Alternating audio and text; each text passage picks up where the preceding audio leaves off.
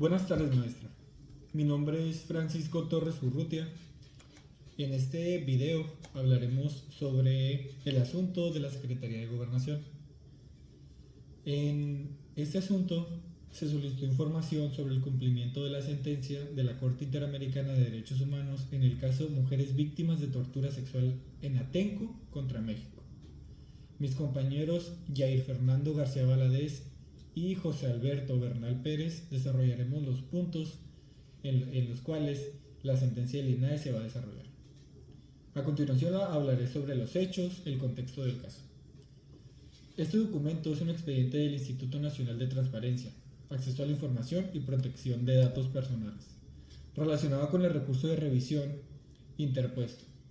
Este caso involucra una solicitud de información presentada ante la Secretaría de Gobernación sobre el estado de cumplimiento de la sentencia de la Corte Interamericana de Derechos Humanos en el caso Mujeres Víctimas de Tortura Sexual en Atenco contra México. El caso que originó la solicitud de acceso a la información está relacionado con la sentencia de la Corte Interamericana de Derechos Humanos, en el caso ya mencionado Mujeres Víctimas de Tortura Sexual en Atenco contra México, emitida en 2018.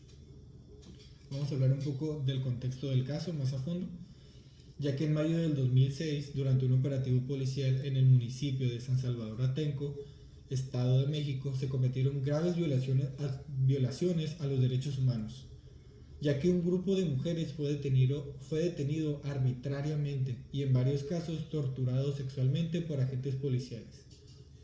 La Corte Interamericana de Derechos Humanos determinó que el Estado mexicano era responsable de estos actos y emitió una sentencia en la que ordenó varias medidas de reparación. Ahora hablaré sobre las medidas de reparación ordenadas por la Corte Interamericana de Derechos Humanos, las cuales fueron la investigación y sanción de los responsables. En este punto, el Estado debe identificar, juzgar y sancionar a los responsables directos e indirectos, incluidos los superiores jerárquicos que permitieron los actos. Lo segundo fue la atención integral a las víctimas, incluir atención médica, psicológica, psiquiátrica, gratuita, adecuada y de calidad. Lo siguiente fue actos de reparación simbólica, la publicación de la sentencia, un acto público de reconocimiento de responsabilidad y becas para las víctimas. Reformas estructurales también fueron el punto, ya que fue la capacitación a las fuerzas de seguridad en derechos humanos, perspectiva de género y estándares de uso de la fuerza. También se recomendó crear un observatorio independiente para supervisar el uso de la fuerza policial. Muy bien, vamos a continuar hablando un poco más del propósito de la solicitud de esta información. Una persona solicitó información en la Secretaría de Gobernación para conocer los avances en el cumplimiento de esta sentencia, incluyendo el estado de las investigaciones, progreso en la sanción de las responsables, detalles sobre la atención médica psicológica a las víctimas y acciones realizadas para cumplir con las medidas de reparación simbólica y estructural. La solicitud surgió como parte de una investigación doctoral y buscaba evaluar si el Estado mexicano había cumplido con los compromisos establecidos de la Corte Internacional de los Derechos Humanos. Y pues en la evaluación de la respuesta proporcionada por la Secretaría de Gobernación, el INAE analizó si la Secretaría de Gobernación respondió adecuadamente a cada uno de los puntos solicitados por el recurrente. Entre las observaciones realizadas se identificó que no se respondió de forma completa. En varios puntos la Secretaría únicamente remitió enlaces públicos o mencionó que las investigaciones estaban en curso, sin proporcionar información adicional que pudiera estar disponible en sus archivos. Confidencialidad y reserva de información. Parte de la información fue clasificada como reservada para estar relacionada con investigaciones en curso, lo cual se justificó con la base de la Ley General de la Transparencia y Acceso a la Información Pública. Y ahí seguimos con el análisis de la clasificación de información reservada. La Secretaría argumentó que divulgar ciertos datos podría ser como obstaculizar las investigaciones en curso, poner en riesgo la vida, seguridad y salud de las víctimas, testigos y funcionarios involucrados, comprometer la seguridad nacional al incluir datos sobre los posibles funcionarios responsables. Antes de continuar con el tema, pues igual una pequeña reflexión aquí con mis compañeros. Pues es muy interesante cómo es la forma de querer proteger esos datos. O sea, son temas delicados, claro que sí, es violencia contra la mujer. Y sí, En parte se entiende que se quiere dar esa protección a la información, pero de igual forma están pues ellos mismos obstaculizando el proceso o el conocimiento de todos estos hechos para las personas que deberían realmente saberlo. No sé qué piensas tú, Francisco.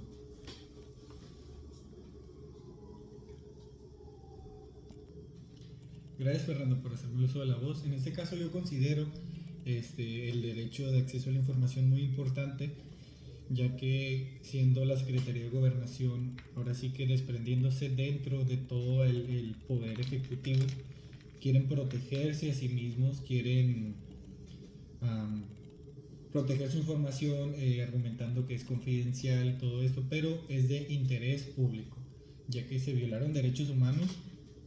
Hubo una sentencia por parte de la Corte Interamericana y ahora los ciudadanos están, en este caso pues se hizo una solicitud y se quiere tener una respuesta de cómo va el cumplimiento de esta solicitud. Y es bastante importante el hecho de que como ciudadanos, en este caso la persona que hizo esta información, la haya hecho por la importancia de cómo va esta investigación. Muy bien, pues tienes un muy buen punto, igual compartimos la misma noción. Pues vamos a continuar. Lo que consigue es que el INAI evalúa estas razones con base en los artículos de la ley de transparencia y acceso a la información. El artículo 113 define que las causales de reserva, que lo que mencionábamos, o sea, se están reteniendo todos estos datos por protección. Entonces este artículo menciona que las causales de reserva, como la posible obstrucción de investigaciones y el riesgo de la seguridad pública o nacional, pues puede afectar todo esto, ¿no? La liberación de esta información puede ser perjudicial. El artículo 110 dice que regula las condiciones específicas para clasificar la información confidencial. Habla más como de los puntos clave para que sí pueda hacer eso. Unos requerimientos adicionales del INAI era para resolver el recurso solicitado de información adicional de la Secretaría de Gobernación, incluyendo pues que son los documentos que respaldan la clasificación de la información como reservada, porque estamos entrando al tema de justifícame el por qué reservada, ¿no? Son los detalles sobre cómo la difusión de ciertos datos afectaría la investigación en el curso de esta o podría en riesgo a las personas involucradas, ¿no? Incluido pues las personas ya estuvieron en riesgo, o sea, ya sufrieron la afectación del daño. Y también está la especificación de los documentos confidenciales, su fundamento legal y las razones proporcionales por las cuales se reserva. Hay que recordar que pues hay un fundamento legal utilizado por el INAI. El INAI basó su razonamiento en varias disposiciones legales. En la Constitución Política de los Estados Unidos Mexicanos pues está el artículo 6, ¿no? El derecho al acceso a la información como una garantía fundamental. También está la Ley General de Transparencia y Acceso a la Información Pública, que menciona su artículo 4 y su artículo 129, que es una obligación, obligan a los sujetos obligados a entregar información disponible en sus archivos. Entonces también está el artículo 113 y 156 de esta ley, los cuales mencionan que establecen cláusulas para clasificar la información como reservada. Como digo ahí, hay ciertos aspectos, hay ciertos casos donde sí la información puede ser reservada, pero pues en este caso más específico hay que recordar que pues sí regula el procedimiento de revisión de recursos ante el INAI, pero asimismo se estaba denotando que simplemente no estaban queriendo dar la información solo por querer reservarse. Hay que recordar que el principio de la máxima publicidad, en caso de conflicto entre la reserva de información y el derecho al acceso, debe prevalecer este principio, salvo que se demuestre un daño mayor, al cual sinceramente tengo la opinión de que no había un daño mayor, había una afectación por no querer dar esa información. La Ley Federal de Transparencia y Acceso a la Información Pública refuerza las obligaciones de transparencia en el ámbito federal. Continuamos contigo, Francisco. Muchas gracias, Fernando. Gracias por haber expuesto todos estos puntos.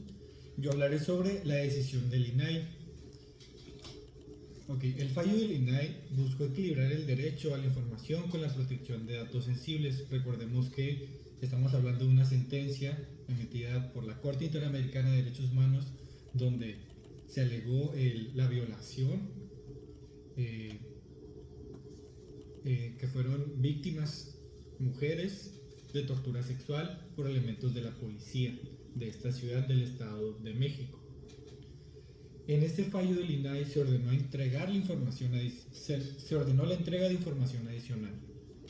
Si bien algunas partes podían mantenerse clasificadas, ya que estamos hablando de violaciones de derechos humanos, en este caso temas sexuales, y se solicitó a la Secretaría proporcionar información que no estuviera justificada como reservada, especialmente sobre medidas de atención a víctimas y acciones simbólicas. Recordemos que al inicio mencioné cuáles iban a ser la atención a las víctimas, psicológica, psiquiátrica, física, y las acciones simbólicas, que era pues una disculpa pública, todo lo mencionado con anterioridad.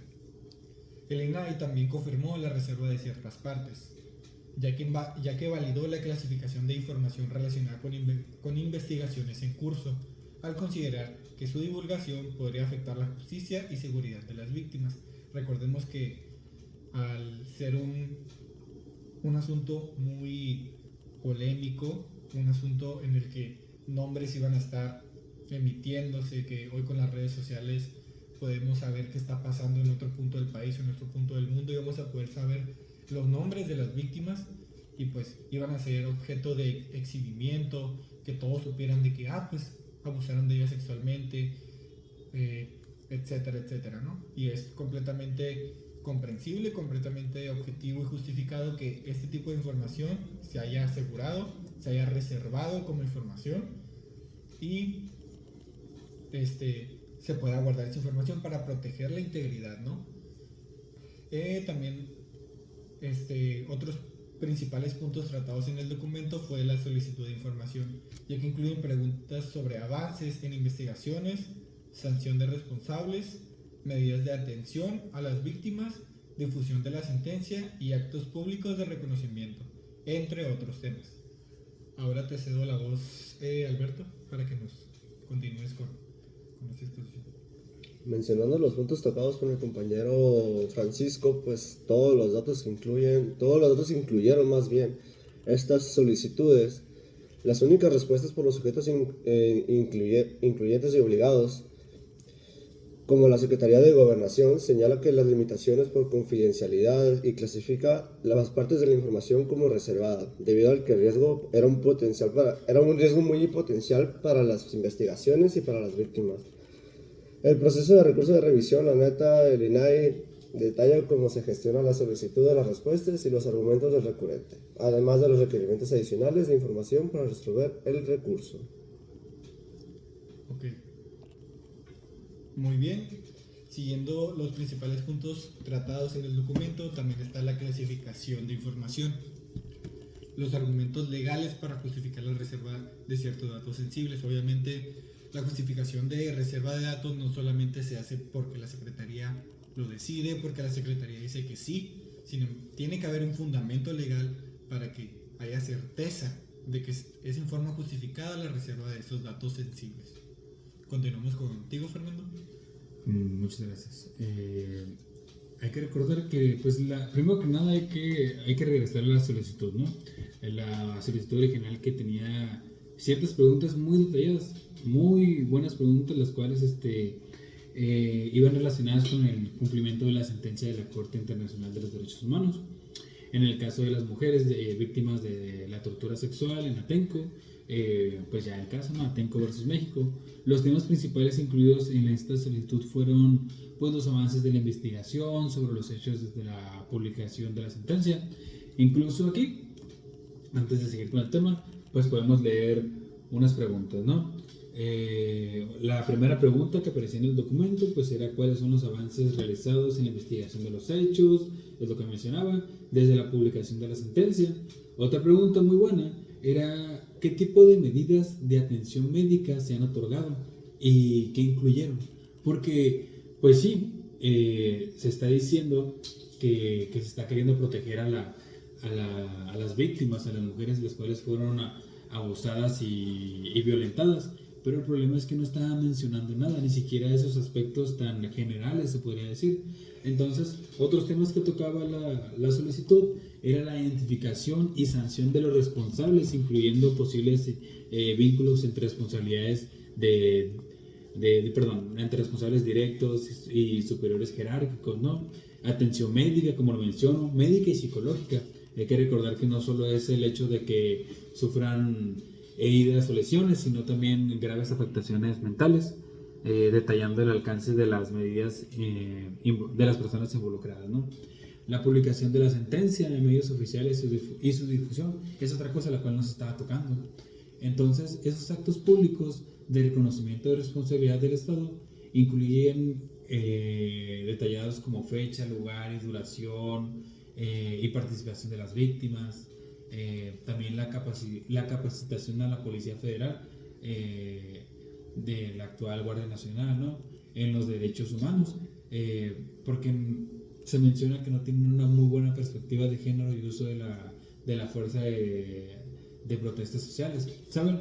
O sea, lo que estaban diciendo es de que aparte de todo el abuso que pasó aquí, se le estaba dando un cubrimiento, ¿no? Es mi opinión más personal, pero así es como lo estaba viendo.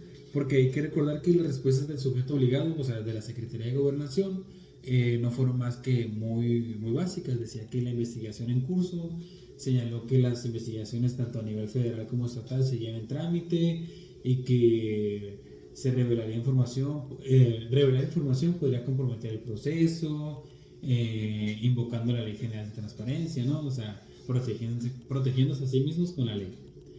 La clasificación de información confidencial era otro punto. Son documentos relacionados con la investigación y las reuniones de las víctimas fueron clasificadas como confidenciales, ya que contienen datos personales sensibles que podrían poner en riesgo la seguridad de las víctimas, ¿no? Siempre poniendo la excusa, la verdad, de que no, que las víctimas van a sufrir mucho. O sea, ya sufrieron y el problema es que no se les está dando ese seguimiento público de que merecen, la verdad. La atención médica y psicológica, recordamos que es un punto súper importante y que es el énfasis en eso, porque confirmó que todas las víctimas habían recibido atención médica y mencionó la creación de un grupo interdisciplinario para garantizar un enfoque integral y personalizado, pero sin embargo mencionó que los detalles de las medidas que se llevaron a cabo se encontraban en revisión. O sea, no podíamos acceder a ese tipo de información. No sabíamos si realmente estaban haciendo eso. Solo nos mencionaban, ¿no? Los actos de reconocimiento. Identificó que no se habían llevado a cabo actos públicos de reconocimiento debido a la solicitud de las propias víctimas. Y ya para no abarcar tanto tiempo yo, es un observatorio independiente. Mencionó un proyecto de disociación con las víctimas y sus representantes sin una implementación definitiva. ¿A qué me refiero? Que no daban respuesta, que evadían el tema. Pero le voy a ceder la palabra a mi compañero Alberto para que continúe un poco más sobre el tema.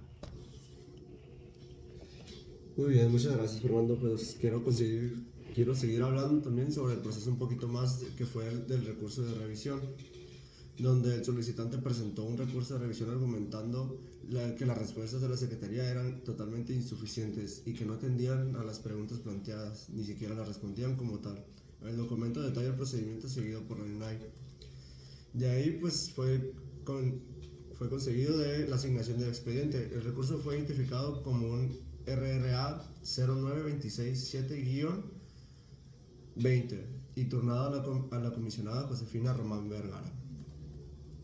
De ahí se continuó con la admisión del recurso, donde el INAI aceptó el caso y notificó a las partes para que ofrecieran pruebas y formularan los alegatos. De ahí pues se siguieron a los alegatos del sujeto obligado, donde la Secretaría reiteró su postura, justificando la reserva de información por razones legales y argumentando que habían realizado una búsqueda exhaustiva. Y de ahí pues hicieron los siguientes requerimientos, donde a la autoridad se les solicitó más detalles sobre los documentos clasificados y fundamentos legales específicos para poder justificar esta reserva, además de información sobre procesos penales relacionados y posibles riesgos. De ahí pues quiero seguir dando la palabra a mi compañero Francisco.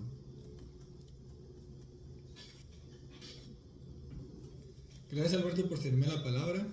Ahora bien, voy a hablar de la clasificación de información como confidencial. Porque la Secretaría de Gobernación argumentó que gran parte de la información no podía revelarse debido a las siguientes razones. El punto número 1 fue la investigación en curso. La Secretaría de Gobernación argumentó que divulgar información podría entorpecer procesos judiciales, afectar la seguridad de las víctimas y testigos e incluso facilitar la elusión de la justicia por parte de los responsables. Si bien sabemos que dentro de los procesos judiciales, independientemente de la rama, puede haber algunos tropiezos en cuanto se diga cómo va el seguimiento. En este caso puede ser o no, puede ser procedente que se señale esta información como clasificada, como confidencial. El segundo punto fue los datos personales sensibles, los cuales son los nombres, domicilios, detalles de salud mental, física de las víctimas, así como las estrategias legales y registros de reuniones. El tercer punto fueron los rasgos de seguridad nacional. Destacó que los responsables señalados incluían altos funcionarios, lo que podía tener implicaciones significativas si se revelaba información prematuramente. El cuarto punto fue la proporcionalidad y menos restrictivo. Justificó que mantener la reserva es menos perjudicial que divulgar la información que podría vulnerar los derechos humanos fundamentales. Ahora le cederé la palabra a mi compañero Fernando García Valadez. Gracias. No me esperaba demasiado tanto. Casi llegamos al final. Solo hay que hablar sobre las resoluciones, secciones posteriores. O sea, ¿qué pasó después de que se dictó toda esa sentencia, de que hubo todo ese problema? Pues el cumplimiento parcial, ¿no?